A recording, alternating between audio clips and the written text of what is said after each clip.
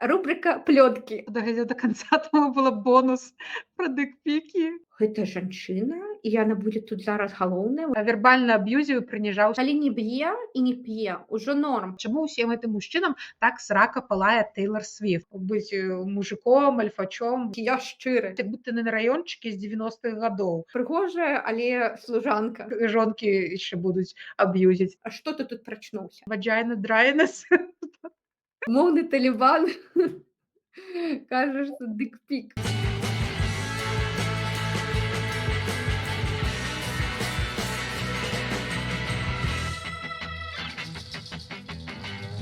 Вітаначкі, нашыя любыя гледачы. Зноў мы вяртаемся да вас, радыя, што вы з намі засталіся і слухаеце. Дзякуй, што націснулі на гэта відэа. І не забывайце, адразу скажу, ціснуць падабайку, пісаць каментары. Мы вельмі радыя пачуць вашыя водгукі, каментары. Вітанкі, Яна, вітанкі, сябры. Яна, пра што мы сёння будзем размаўляць? Што за нагода нас сёння прывяла? Вось, хацелася пагаварыць пра фемінізм. Наша улюбёная тэма, але трошкі з такога боку не вельмі відавочнага. Не нейкія там відавочныя абмежаванні правоў ці там дыскрымінацыю жанчын, абмеркаваць такія мякенькія, далікатныя тэмы, якія часам праскокваюць, быццам бы гэта нармалёвая рэч, а насамрэч гэта ўжо трэба жанчынам і мужчынам заўважаць і ведаць, што гэта вось крок у кірунку дыскрымінацыі, і гэта ненармалёва. Ну, карацей, тэма невідавочная несправядлівасці гендерныя. Я бы так сказала. Можа, лепей мы пад канец прыдумаем назву, але пакуль так. Ну так, і скажам, што трыгерам гэтай гутаркі стаў нядаўны выпадак. Напэўна, большасць гледачоў уже будуць ведаць, пра што мы кажам. Гэта сустрэча у Нью-Йорку адбылася сустрэча беларусаў ЗША з Святланай Сергеем Ціханаўскім, падчас якой Сергей Ціханаўскі вёў стрым. Ну і, скажам так, вельмі, давайте прамымі словамі, вербальна аб'юзіў і прыніжаў Святлану. І большасць грамадскасці ў каментарах стала на бок Святланы. Яны сказалі, што так не варта размаўляць увогуле ні з кім, не то, што ў першую чаргу яна ўжо дастойна павагі жанчынай, так нельга размаўляць. І я вось задумалася, чаму асабіста мяне гэта гісторыя трыгернула, да? Можна ж было там прайсці міма, там яшчэ штосьці сказаць, там Сергей нейкія апраўданні, прабачэння мы так і не пабачылі, апраўданні ён там пісаў.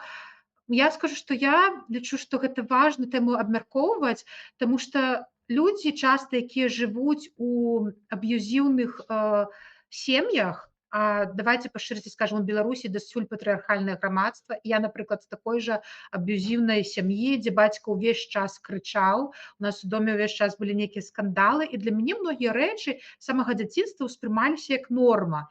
І я ведаю такіх жа сем'і, якія жылі побач. Дарэчы, у нашых суседзяў там крычаў не муж, а крычала жонка, прычым увесь час. І ён прыходзіў домой п'яны, і яна проста вось з утра да вечара яго штосьці крычала.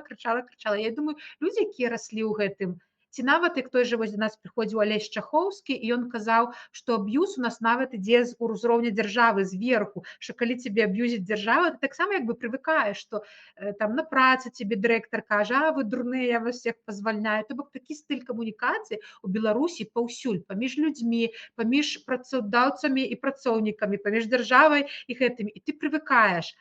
А потым, калі ты вырываешся з гэтага, ты ўжо жывеш у іншай краіне, і ты пачынаеш разумець, што гэта не окей, можа там нейкую самарэфлексію праводзіш. Я таксама там 12 гадоў слухала падобнае, калі не горш, у мой бок, і я не ўспрымала, што гэта супер дрэнна, мне было дрэнна, але я не разумела ўзроўня.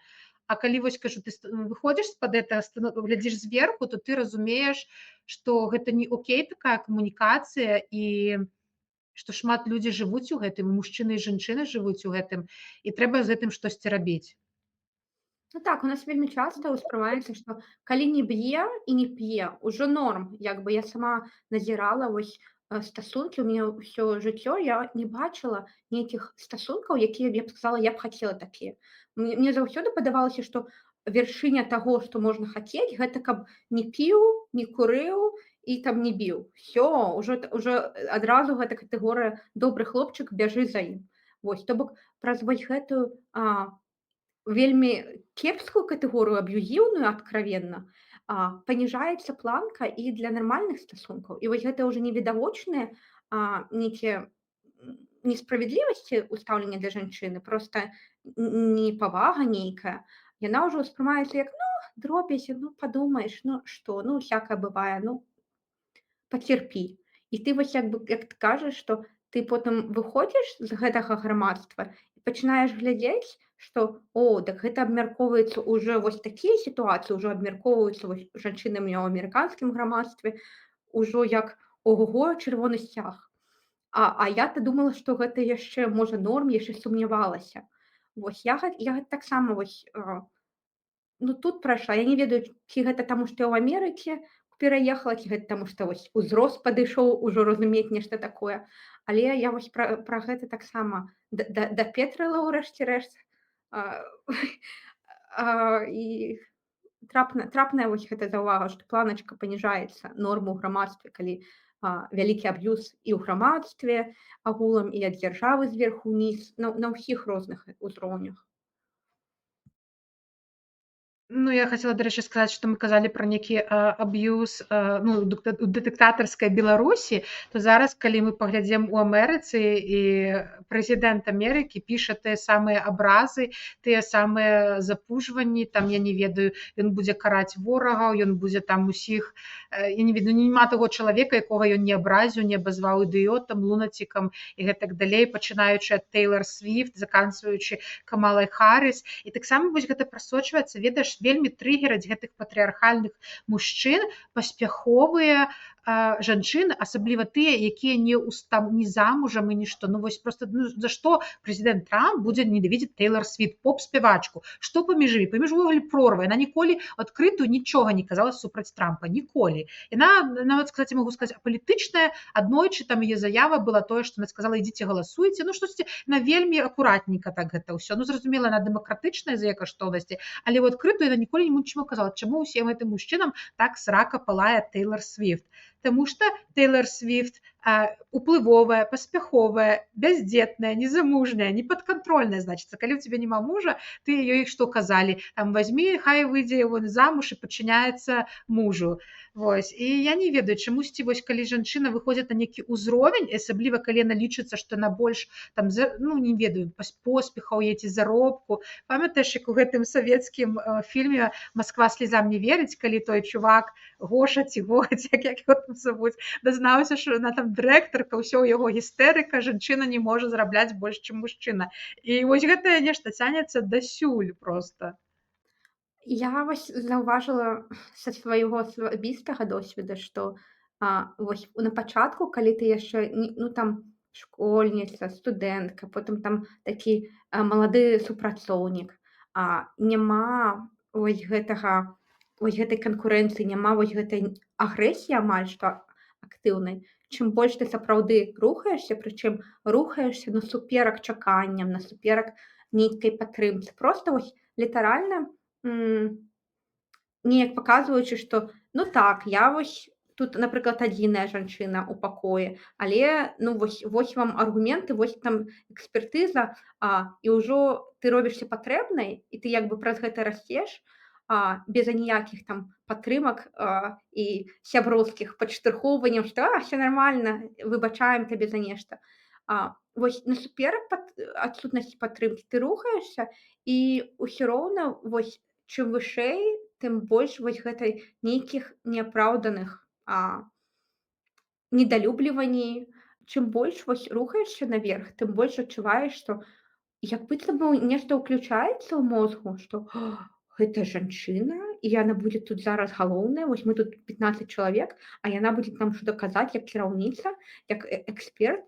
Гэта вось нейкае як самалюбства, не ведаю, эга закранае, і гэта важна разумець, што гэта здарыцца. Я вось думаю, што гэта не толькі беларускі ўплыў, проста ў Беларусі ўсё гэта пачынаецца раней, а ў Амерыкі ты вось як бы пачынаеш дазнавацца пра гэта, вось калі ты вышэй і вышэй падымаешся, дзе ўжо, як бы сур'ёзна ўспрымаюць канкурэнцыю, што гэта ўжо все гэтыя гісторыі пра: «О, мы каманда», ўжо ўсё просто на паверхні бла-бла-бла. А па факту, а, людзям проста неяк непрыемна, і яны пачынаюць цябе, уколы, ўстаўляць гэтыя колы? Уколы ўстаўляць, проста таму, што ім чамусьці не падабаецца, на нейкім інтуітыўным узроўні, што ты вось, нешта банальнае дапамагаеш, ці падказваеш, ці перадаеш вось, інфармацыю, якая як бы, ну, мусіць быць на карысць, але вось нешта там пачынае працаваць, што як гэта так? І вось я спачатку такое не заўважала. Я думала: «Ай, ну не, ну тут жа людзі адукаваныя і інтэлектуальныя, все такія дэмакратычныя». А потым думаю: «А чаму мне гэта так сказалі, а іншаму чалавеку это ўспрынялі з падзякай, што дзякуй, што дапамог». Думаю: «Окей, ладно, можа, мне падалося». Потым, пачынаеш ужо не, ну трэба прааналізаваць. Мне аналітычны гэты склад ума, думаю, можа запісаць.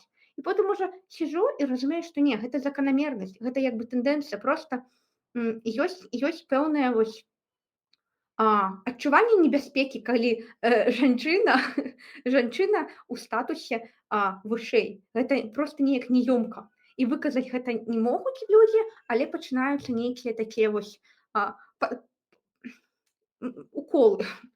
Вось. Гэта вось тое, што, ну, я адчувала ў сваім досведзе агульнапрафесійным. Ну, для мяне гэта вось, дала як бы навуку на жыццё, што так, ты мусіш разумець, што гэта як бы будзе. І чым вышэй ты будзеш падымацца, тым больш гэтага будзе. Вось нават ты казала Тейлор Свіфт. Ну вось здавалася б, ну нічога. Але яна ўжо настолькі дасягнула ў гэтай вось поп-культуры музычнай, што яно ўжо нават там ужо нешта закранула, што хацелася пра яе сказаць. Таму што ў яе з'явіўся такой вось, уплыў вялікі, на, ну, там, жанчын, падлеткаў, неважна каго. Усё роўна гэта вось нешта там закранула, што захацелася вось выказаць, вось хоць неяк падкалоць яе і сказаць, што, вось, давай ужо свайму мужу падпарадкоўвайся і ўсё. Ды хто цябе пытаў, якая табе справа? Але вось нешта, нешта ўсплывае, таму што ўжо настолькі высока забралася. Вось, і гэта трэба жанчынам, мне здаецца, і мужчынам таксама, калі яны хочуць сапраўды развіцця, не ведаю, на працы, ў дзяржаве, ў грамадстве, разумець, што, ну, гэта вось як бы рэчаіснасць. Гэта і даследаванні далейшыя паказваюць, гэта вось і назіраючы, таксама можна заўважыць. Я, дарэчы, настолькі замарочылася з гэтай тэмай, што я вось на курс запісалася, як пераадолець, як, абхітрыць, несвядомыя перадуятасці. Это курс у Гарвардзе, бізнес-школе ад прафесараў, якія даследуюць гэту тэму вось па-навуковаму. І яны як бы стратэгіі прапануюць, як гэта лепей заўважаць і як на гэта лепей рэагаваць. Таму што гэта насамрэч вельмі складана, нават калі ты пачынаеш заўважаць вось гэтыя моманты, ты ўсё роўна такі думаеш: «І што рабіць? Окей, заўважыў. А як выходзіць? Яно ёсць». Ты не можаш, чалавеку сказаць: «Гэй, спыніся, ты зараз не аб'ектыўны, ты зараз проста, гэта кажаш, таму што табе непрыемна вось гэтая гендэрная сітуацыя». І што рабіць? Табе трэба працягваць прафесійна развівацца, але я пакуль не ведаю, як правільна, якія стратэгіі, я толькі пачала курс літаральна учора. Вось. І мне гэта, я пачала учора курс, і учора ж я глядзела, вось гэтае відэа Святланы Ціхановскай і Сергея Ціхановскага. І я бачу, што я ўжо заўважаю вось гэтыя сітуацыі. Недарма запісалася на курс. Але я яшчэ не зусім разумею, як гэта правільна была выйсці з сітуацыі. Ну, як было бы ідэальна так бы вось выйсці, каб і адукаваць Сергея, таму што, відавочна, не тое ён зрабіў і сказаў. І в той же самы час, самой вось, быць, не згубіць энергію, не згубіць там гонар. Ну, для абоіх бакоў, каб было паляпшэнне ў камунікацыі, так бы мовіць, і ў аб'ектыўнасці, справядлівасці. Вось. Ой, што тут яшчэ? Я ўжо нагаварыла, Воля. А, Ведаеш, я не хочу там граць у псіхолага і ў эксперта, і я не ведаю там асабіста ніякіх там іх стасункаў, але ну, можна прадпалажыць, да, што ну, это вельмі тыпічная сітуацыя, калі вось Сергей ён там быў бізнэсоўцам, а Святлана была хатняй гаспадыняй, да, у іх там трэба было за дзіця глядзець з асаблівасцямі і гэтак далей. І ён развіваўся, ён там шмат вандраваў, ну калі пачуць, ён там меды рабіў, ну то бок ён даволі яна была вось у гэтай сваёй сферы. І потым калі 5 гадоў Сергей сядзеў у замкнутым прасторы, ён уже не мог развівацца там, ему галоўным это было выжыць, а Святлана за гэтыя 5 гадоў просто здабіла скачок у 30 гадоў па інтэлектуальнаму, ну па ўсякаму развіццю, яна стала смялей там і разумней і просто уже ну, зусім іншы чалавек. Такое бывае просто вось я думаю, што ну, у нас у многіх ось у людзей пасля 20-го года просто вось як быццам скарлупа нечага адвалілася і ўсе гэтыя то, што ў іх унутры сядзела патаемныя, якія не маглі ў нейкі там пэўны момент выскачыць якасці, яны ўсе павыскоквалі. Ну і Святланы зразумела гэта ўсё у большай ступені, таму што ёй прыйшлося. І калі ён вярнуўся, ён просто пабачыў, мне падаецца, іншага чалавека, якая ўжо настолькі была па ўсіх узроўнях там ну я не ведаю на 100 ўзроўняў вышэй. І ён не разумее, што адбываецца. Як бы мне падаецца, што якая-то таемна яго ўнутры, ну я ж вось галоўны, я ж быў калісьці вось тут, а яна вось там, а зараз вось всё памянялася. І вось гэта была спроба, магчыма, гэта была эмацыянальна, яго некая рыса характара. Ён так са ўсімі размаўляе. Я глядзела нейкі іншы стрым, і ён так размаўляў са сваім аператарам. І я так падумала, аператар увогуле окей, нават калі яму плацяць, калі з ім вось так вот размаўляюць з такой манеры.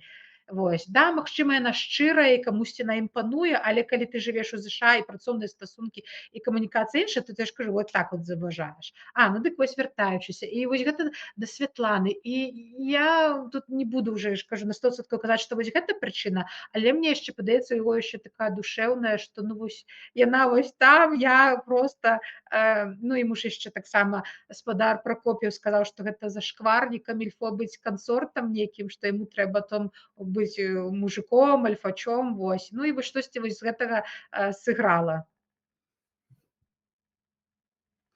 Ну, і я думаю, вось гэта, ён бачыць, што гэта не зусім нармалёва, так, як бы быць альфачом, але ўсё роўна вось у моманты эмацыйна неяк праскоквае. Таму што агулам вось я там глядзела на жыццё Маліна, яго інтэрв'ю яшчэ там раней, вось як толькі ён выйшаў. І такое адчуванне, што было, што ён змяніўся і ён як бы цалкам гатовы аддаць вось п'едэстал Святлане і як бы нават вокам там не мільгнуць, што ну так, у нас зараз памяняліся ролі, яна вось аб'ектыўна ў грамадстве як бы вышэй па прызнанню народам як лідарам.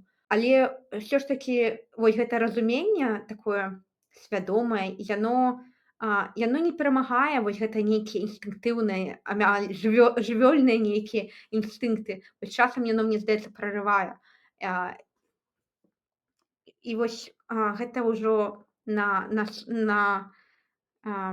не ведаю, совесці самого чалавека ці можа не совесці, проста на ўзроўні развіцця кантраляваць вось гэтыя нейкія жывёльныя інстынкты, рэфлексаваць над імі і вось кантраляваць або проста сказаць: ну вось так, я такі, вось я так думаю, ўсё, рабіце што хочаце, гэта вось так.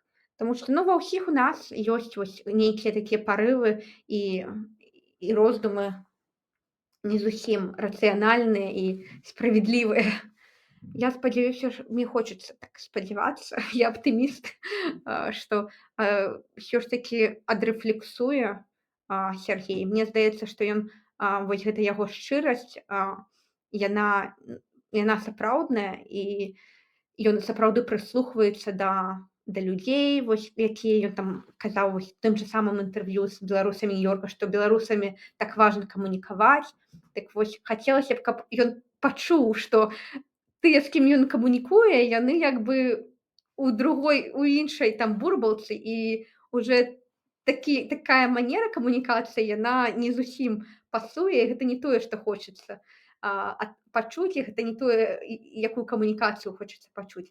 Таму спадзяюся, вось рэфлексія нейкая прыйдзе пасля вось гэтага балючага для яго моманту. Я думаю, што ён як бы ўсё роўна адчувае нейкі такі боль ад таго, што ён вось не альфа-самец, не галоўны вось, трэба дзяліцца зараз вось гэтай увагай і вядомасцю са сваёй жонкай.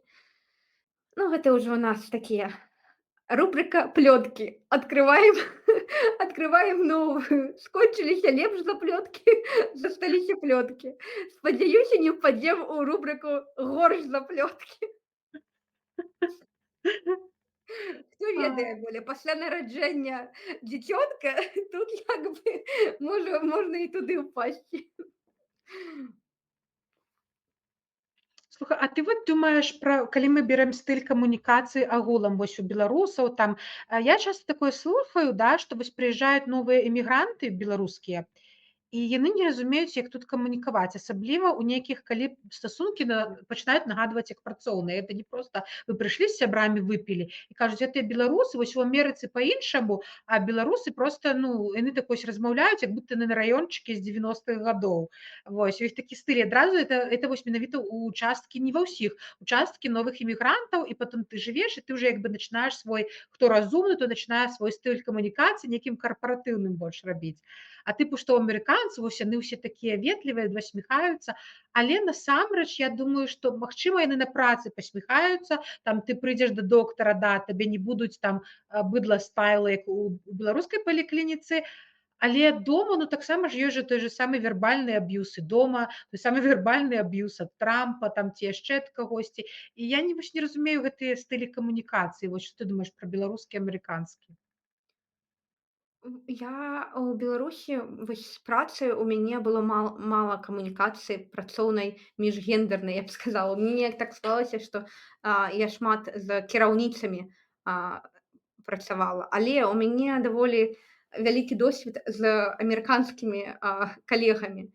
І тут я скажу, што вельмі адрозніваецца стыль, і вось гэтая вось ветлівасць, карпаратыўная этыка, гэта ўсё такая як мішура, гэта такая дэкарацыя, праз якую вельмі цяжка прабрацца, і цяжка зразумець, што ўвогуле мелі на ўвазе. Я сама з гэтым спрабую разабрацца, мне цяжка, і я намагаюся як бы быць максімальна вось адкрытай, але гэта я бачу, што проста сігналіць, што ты не разумееш, як камунікаваць. Кшталту вось мне здаецца, як Сергей Ціханаўскі, які прыехаў і такі: "Я шчыры". Добра, але шчырасць тут па-іншаму разумеецца. Не надо вот вось усё гэта. Так вось пра амерыканскі стыль вельмі шмат, канешне, усмешак і ветлівасці і як бы правільных словаў, але ўсё роўна вельмі шмат такіх несправядлівасцяў, я зноў скажу, не дыскрымінацыя, а вось менавіта нейкія дробныя несправядлівасці, які пастаянна акумулююцца, якія могуць беларусы не заўважаць, што гэта ўвогуле ім кажуць, як гэта адбываецца. І мне нават адчуванне, што гэта можа праз дзесяткі гадоў толькі зразумееш усе гэтыя тонкасці. Нават схадзіўшы ў амерыканскую школу, ва ўніверсітэт і правучыўшыся там вось год з іншымі амерыканскімі студэнтамі, потым выкладаючы там на працы, я вось разумею, што мне цяжка часам зразумець, што гэта было, гэта ўжо быў сігнал, што ты як это do not belong, but just allowed to be heard. Як гэта сказаць, ты як бы цябе не слухаюць, а проста дазваляюць прысутнічаць, неяк так. Вось нейкія вось гэтыя моманты, яны настолькі дыпламатычныя, настолькі тонкія і схаваныя, што цяжка іх зразумець. Вось я не ведаю, мне пакуль здаецца, што А, лепей можа ўжо хай будзе гэта адкрыты стыль камунікацыі, як у Беларусі нават. Але прынамсі ты ўжо бачыш, што окей, калі табе вось так, гэта ўжо значыць, ну ўсё, чырвоны флаг, сцяг, гэта ўжо кепска. Таму што вось з нейкімі такімі дыпламатычнымі момантамі ты як бы яшчэ і пэўны час як быццам бы дураком а, цябе выстаўляюць праз тое, што а, ты не зразумеў вось хінт, што а, ты тут лішні.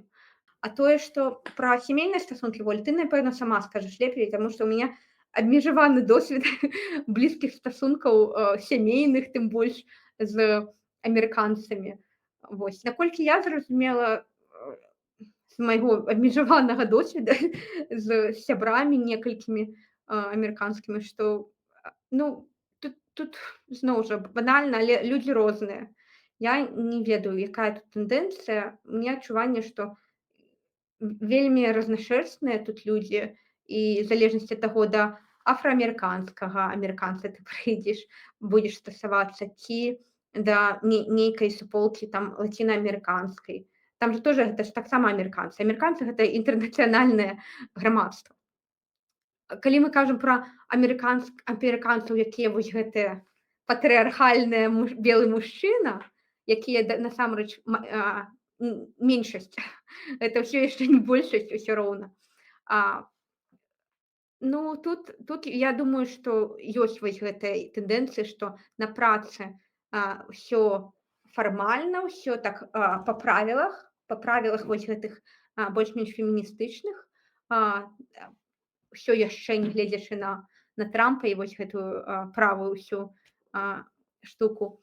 Але дома ва ўсіх, мне здаецца, яшчэ вельмі састарэлыя вось нейкія захаваны вось гэтыя узоры паводзінаў. А ў Амерыкі, дарэчы, зусім нядаўна у маштабах гісторыі пачалася фемінізацыя. Там яшчэ ў 50-е гады там рэкламу я глядзела, там нейкія кніжкі, часопісы, гэта проста жах нейкі. Такога нават у савецкія часы як бы жанчыну па-іншаму ўспрымалі, як працоўную адзінку, як каня.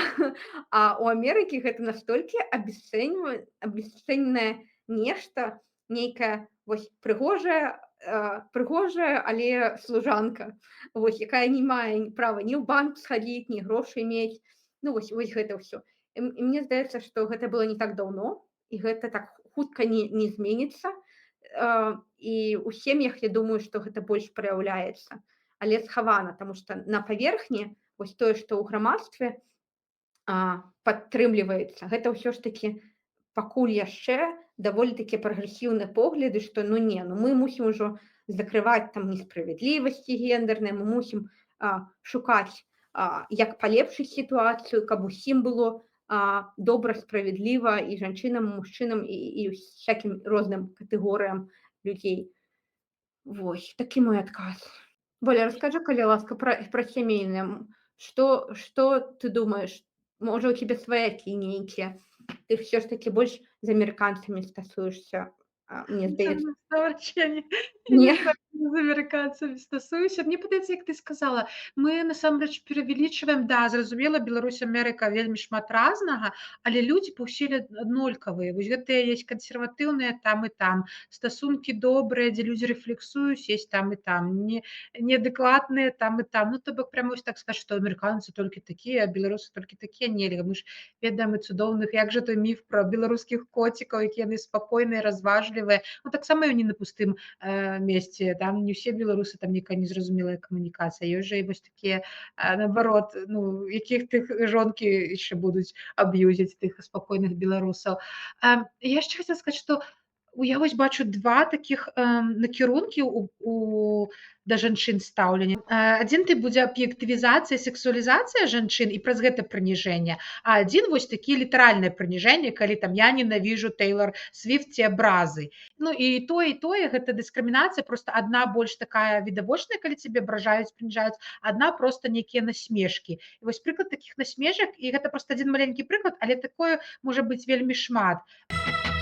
Я літаральна недавно глядзела порядку. А, Мені подається, ми знову розмовляли too much. Не-не, всё нормально, всё добре. Ам, я літаральна недавно паглядзела відэа не новае, ну, не сучаснае, я не ведаю, калі была гэта мадэль Твігі папулярная ў Амерыцы ў 90-е, падаецца, 80-е ці нават, ну, карацей, не 90-е, 70-е ці 80-е. Ну і вось яе браў інтэрв'ю Вуді Ален. І ён кажа: які твой любімы філосаф? Ну, то бок ён хацеў паказаць, што яна дурная, ну, не ведае філосафаў. Яна кажа: я не ведаю нікога. І яна такая: а ваш? Ён такі: я ўсіх люблю. Яна: так імя назаві, які твой любімы філосаф.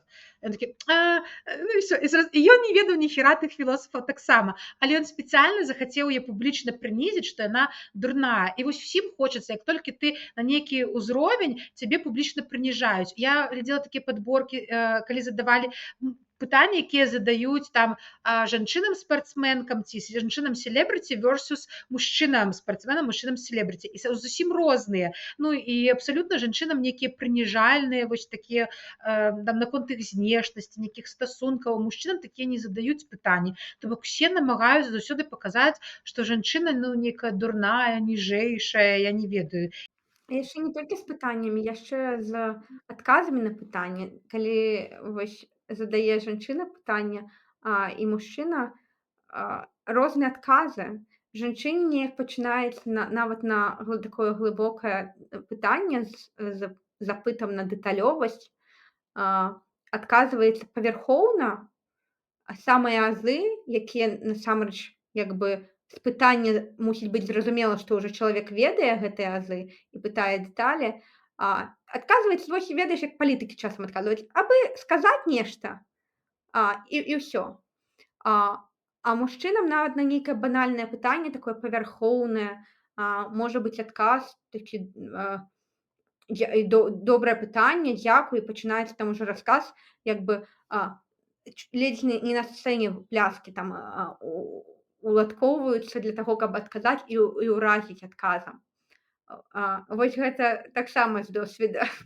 Вось я такое яшчэ бачыла, што не толькі пытаннямі можна прынесці, яшчэ можна, паказаць вось гэтымі адказамі.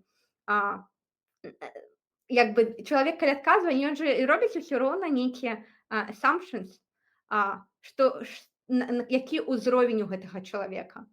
І вось я бачу, што трэба адразу мець на ўвазе, што жанчыне трэба паказаць, што я не сакратарка, я не студэнтка. Мне трэба ўжо ў пытанне, перад гісторыю ўкласці, што так, давайце вось, каб вы адразу ведалі ўзровень і адказвалі, вось на патрэбным узроўні, а не вось прыніжалі сваім адказам сваімі assumptions, таго, хто задаў пытанне.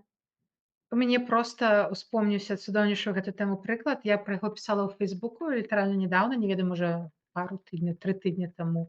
Вось. Я вспомніла сваю гісторыю з універсітэта. Я навучалася на гістарычным факультэце, хто не ведае. Вось. І пісала курсавую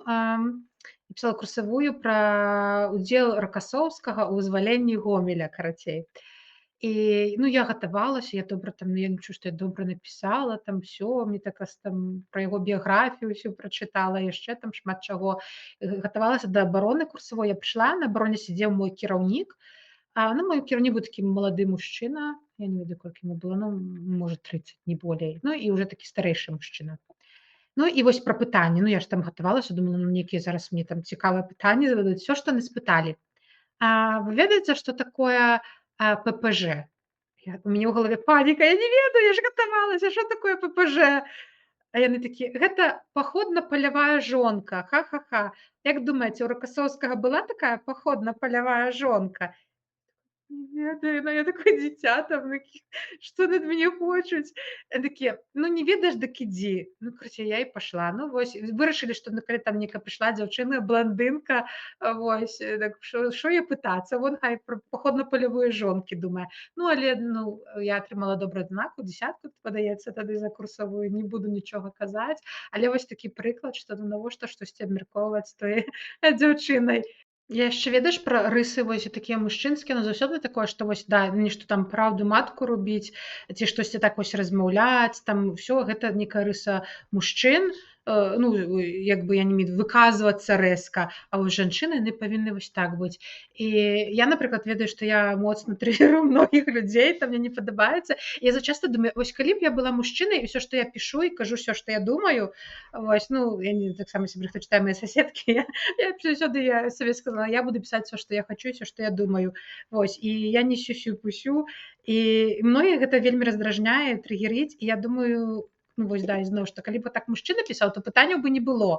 А я думаю, што мне так, напэўна, ўспрымаеш, ну ты ж тыпу жанчына, як ты так пішаш, чаму ты так выказваешся, ну шосьці там ты не павінна, не маеш права і гэтак далей. Ну, можа, гэта неправда, але мне такое ўражанне. Сгорело у меня в духовці. Все, я все сгорело. Ось уже 45 хвилин, як я забыла выключить. Ах. А пра што мы казалі? Мы, калі бачым рэчаіснасць, мы насамрэч яе ўспрымаем непраўдзіва, мы заўсёды бачым толькі тое, што наш мозг здолен успрыняць, што найменш энергетычна затратна. І таму вось як бы там не кіравалася я сама пашырыць вось гэтую гарызонт і пабачыць больш рэчаіснасць аб'ектыўна. Усё роўна гэта мой мозг абмяжоўвае, што ну не трэба там гэта бачыць. І мозг намагаецца як бы адразу рассартраваць. Окей, хтосьці штосьці адно сказаў, ты ўжо адразу ты вымушаны рабіць гэтыя assumptions. І таму вось мне здаецца, гэта проста нейкая такая функція мозга, на жаль, што вось жанчына, ты бачыш жанчыну, і ты ўжо увесь гэты арсенал гістарычны і жыццёвы вывальваецца на гэтую жанчыну. Проста таму, што вось так прасцей. І насамрэч ёсць вось аб'ектыўная рэчаіснасць у тым, што тая самая фраза, сказаная табой, трансгендерам, або чалавекам з пэўнымі там адзеннем, з пэўным колерам скуры, яна ўспрымаецца у кожнага абсалютна па-рознаму. І гэта рэчаіснасць такая, што у тебя ёсць варыянты, як успрыняць гэту фразу вось сотнямі спосабаў. Але твой мозг такі думае, ну здрасце, буду я зараз сотню спосабаў аналізаваць, што яна хутчэй за ўсё там хоча сказаць гэтай фразай і мее на ўвазе. Таму што словы не могуць адразу выдаць тваю думку цалкам. І мозг проста думае, ну жанчына, вось яна кажа гэта так прама, яна, напэўна, нейкая там сцервозная, занадта эмацыйная. А калі бачым мужчыну, ну напэўна, гэта праўдаруб. І адна і тая самая фраза чалавечым мозгам як бы з пазіцыі меншых энергазатрат адразу накіроўваецца ў нейкі адзін варыянт інтэрпрэтацыі з вось усіх гэтых безлічы. Я вось часам думаю, што можа з гэтым, канечне, трэба змагацца, але наколькі мы можам вось пазбавіцца гэтых assumptions. І якая альтэрнатыва гэтым assumptions, незразумела. Таму што вось сапраўды ты вось кажаш, як гэта я кажу прама, і я магу, мяне так не любяць, а Сергей Ціханаўскі па факту зноў жа да яго. Ён як бы гэтым заваяваў сваю папулярнасць. Вось ён такі праўдаруб. Чаму вось у выпадку з яго праўдарубствам гэта выклікала натоўп людзей пайсці за ім? А калі жанчына, вось нават Святлана пачала б рубіць праўду матку, сказалі б, што там жанчына, сядзела ты ў сваім доме, катлеты смажыла. Хаця па факту смажыла катлеты і яна, і ён там сваімі клубамі займаўся. І як бы можна было сказаць і таму, а што ты тут прачнуўся. Але сказалі вось пэўнаму чалавеку, таму што мозг не мае здольнасці ці практыкі вось аналізаваць усе варыянты аб'ектыўна і думаць, што вообще-то магчыма, што і гэты праўдаруб, а гэты выскачка і проста эмацыйна не кантралюе сябе. Вось я хацела вось гэта сказаць, што у мяне часам такі нейкі гора ад розуму, што я пачынаю ўжо думаць, што ці можам мы аб'ектыўна вось гэта аналізаваць, вось усё пра гэта думаць, хто што хацеў сказаць, і як гэта аб'ектыўна ўспрыняць, а што калі б гэта сказаў іншы чалавек. Вось, а што калі б воля вось нехта сказаў вось такую праўду, а, ну, не ведаю, нехта, з кім ты зусім не згодна. Ну, там, а, нейкі там магавец. Всё роўна было б і ў нас таксама вось нейкі штуршок, што, напэўна, вось гэты з вёскі, вось у гэтым капялюшы, ён нейкую бздуру кажа. А, ну, як бы гэта было бы, але, ну, напэўна бы ўсё ж такі паспрабавалі спыніць і прыслухацца.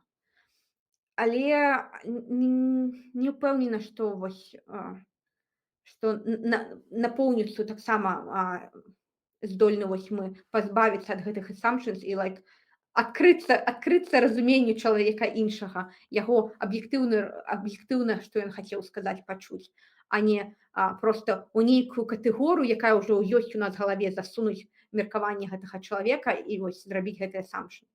Ну, карацей, зноў я нагаварыла Не, шмат. цікава, тому што, да, у нас усіх ёсць вялікі баяс і, напрыклад, я не ведаю, ну, калі Трамп там штосьці добрае зробіць, мне не зменіць пра яго меркаванне, ён всё Вось, роўна ну, вось. так і ёсць. Але, напрыклад, ну, калі чалавек, у яго ёсць рэфлексія, вось чым адрозніваюцца кансерватары ад ну, не дэмакратаў, ад людзей, ну, як бы не кансерватараў, уже не будзем прямо пра партыі зараз размаўляць, што яны заўсёды тунэльнае мысленне. А людзі, якіх вось шырокае мысленне, яны могуць гэта прызнаць. Я не ведаю, ну вось давайте, я не люблю Ілона Маска. Усе ўжо ведаюць і жартуюць, што я там у кожным выпуску згадую, што Ілон Маска ёбала. Вось. Але калі Ілон Крашы Маск трэба выпуск. што? Антыкрашы трэба выпуск. Вот, дарэчы, не, бо ж мне званітуе. Я калісьці скідвала, мне падаецца, Яне там у чацік, там была такая фотка, дзе быў Трамп, хтосьці, усе яго гэтыя міністры, і напісана, што там vagina dryness. Антыкрашы, вось. Ну, карацей, што калі Ілон Маск кажа, напрыклад, ён крытыкаваў гэты бюджэт, ну, новы закон Трампа па бюджэту і сказаў, што гэта прывядзе там да павялічыць дэфіцыт господи, як называецца? Дзяржаўны пазыку павялічыць. Ну, то бок, ну што казаць, што неправду? Ну, ён праўду сказаў, я гэта прызнаю. Ці ён першы, дзякую, Ілон Маск, табе, што ты сказаў, што Трамп у файлах Эпштэйна. Ну, я сказала: "О, маладзец, ты адпісаў". Ну, то бок, у мяне ёсць вялікі баяс, ён усіх ёсць баяс, хто не ведае нейкая перадузятасць, але я, ну, прям моцна намагаюся, калі чалавек нават, ну, хтосьці кажа па справе, то заўважыць, сказаць: "О, гэта было па справе". Яна, і табе, ну, вось к цяжарнай жанчыне, вельмі важнае пытанне. Ты мне не адказала: дык-пік ці дік-пік? Дык-пік. Па-беларуску. Моўны талібан кажа, што дык-пік. А дзік гэта ўсё ж такі пра жывёлу. Яна табе Хаця я люблю ўсіх жывёлаў, і людзей, і тых, хто, іншыя ніжэй ці не, пачакай. Я люблю ўсіх жывёлаў, таму і дык-пік, і дзік-пік усё добра, калі па згодзе. вось табе слалі дык-пікі, Яна? Слухай, ніколі. Я Ну, табе рассказывала, што я, калі ўся гэта гісторыя пачалася, і расказваю мужу, кажу: "Слухай, усё, канешне, гэта кепска, але мне думка, чаму мне не дасылалі, чаму? Што не так? Што я не такая? Чаму так?" Ён кажа: "Ну, не падладжыш". пазнала, я ж гэта спецыяльна спытала, каб пакінуць. Канец на ржак. Мне не дасылаць не трэба. Я маці амаль 3 дзяцей у шчаслівым шлюбе, але мне ніколі не дасылалі дакпікі. Мне, карацей, калі адразу гэта з Рашчаком адбылося, мне сяброўка піша: "А табе дасылаў?" Я кажу: "Ну, чаму так можна? З усіх, каго я ведаю, только табе могу даслаць". Я говорю: "Што за такая у меня рэпутацыя, што ты падумала, што з усіх, каго ты ведаеш, толькі мне могуць даслаць". Я з ім нават не знаёмая асабіста, ну, то бок так у працоўных стасунках. Вось не, сябры мне стрыжак не дасылаў, і мне таксама ніколі ніхто не дасылаў дыкпікі. Але да, гэта не это не просьба даслаць. Пытайцеся згоду спачатку, калі ласка, я там выберу, кому можна. Воль, яшчэ са смешнага, што Дисклеймер, камин-аут. Калі Воля напісала: "Яна, ты там бачыла, што Ціханаўскі з Ціханаўскай што там здарыла?" Не, калі ты мне напісала, што: "Яна, ты бачыла, што там з Ціханаўскай здарылася?" Мая першая рэакцыя была: спадзяюся спадзяюся ёй, што Жак не дасылаў. Хаця гэта не горшы варыянт развіцця сітуацыі. І як аказалася, што сапраўды не самае горшае, таму што ад мужа, мне здаецца, публічна такі наганяй атрымаць, гэта горш, чым Чым хаця дыкпік. залежыць ад асобы. Залежыць ад асобы. Бывае, што траўма, а, Мгм. не ведаеш ніколі, ад чаго ў чалавека траўма можа быць. Вось я думала пра гэтыя дыкпікі, што ну, у меня психика устойливая, я як бы, ну, придурок.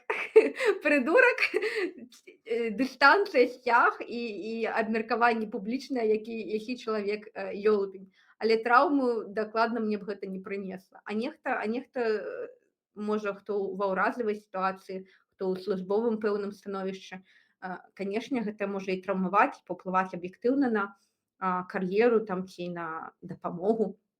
Таму тут усё вельмі далікатна, залежыць ад сітуацыі.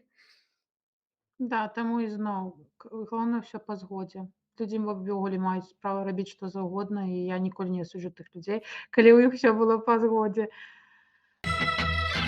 Дзякуй сябры, хто даглядзеў да канца, хто даглядзеў да канца, таму было бонус пра дыкпікі. Вось, і ці варта іх нам слаць з Янай? Гэта я вырашыў, пастаўлю начальніка, каб людзі даглядзелі да канца, ці варта ім слаць. Баюся дарвацца. А прыкінь, сапраўды.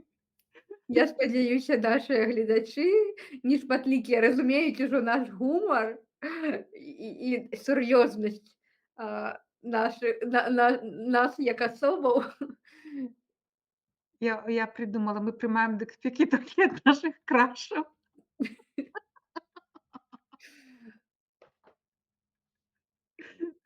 Не, я не прымаю. Я не прымаю, таму што мне такія крашы, што што не надо.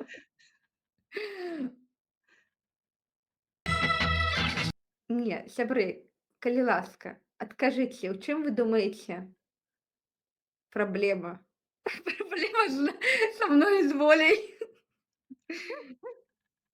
Не, ну гэта ўсё гумар, не трэба, не трэба. Я ўжо не ведаю, што людзі разумеюць, дзе гумар, а дзе сур'ёзна, падумаюць, што гэта ў нас такая праблема. Да, сябры, жарты жартамі. Дзякуй вялікі, хто даглядзеў нас да канца. Як заўсёды, вы ведаеце падабаечку, каментар. Дзякуй усім за прагляд. Дзякуй табе, Яна. Дзякуй, Воля, дзякуй, сябры, за прагляд. Пакідайце у каментарах пытанні, што вы хочаце яшчэ пачуць пра нас.